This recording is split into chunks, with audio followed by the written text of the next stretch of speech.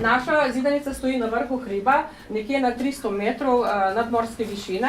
To je ravno prav, kot vi veste, dobro veste, da je zelo dobro za rodnost trte. Na tem mestu, ki stoji sedaj naša zidanica, je prej rasla šmarnica, potem pa smo to presadili in sedaj rastejo trte, različne sorte trt za pridelavo cvička. Kot veste, so vse zidanice, kleti, hrami oddaljeni od zidanic precej časa, precej kilometrov, zato so včasih gospodinje morale nositi hrano delavcem domačim peš v košarah, in v košarah so morali biti raznovrstna hrana, kot so bila je skromna košara, potem so nosile ocvirkovo potico, zmesni kruh, zelje, žgance, potem fižol in domače narejene mlince.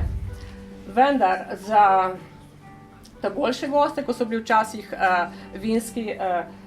vinski trgovci, pa so gospodinje prinesle boljšo hrano.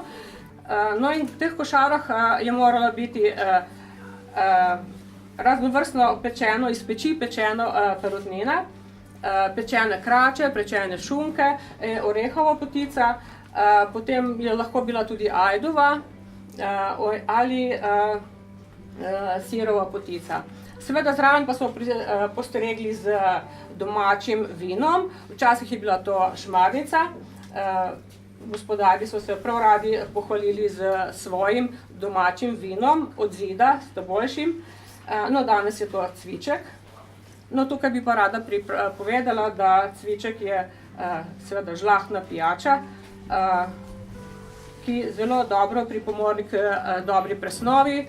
Naj vam povem, da želimo Mirnopečani, vinogradniki ohraniti svojo našo kulinariško kulturo še vrsto let, jo širiti, pripovedovati mlajšim generacijam.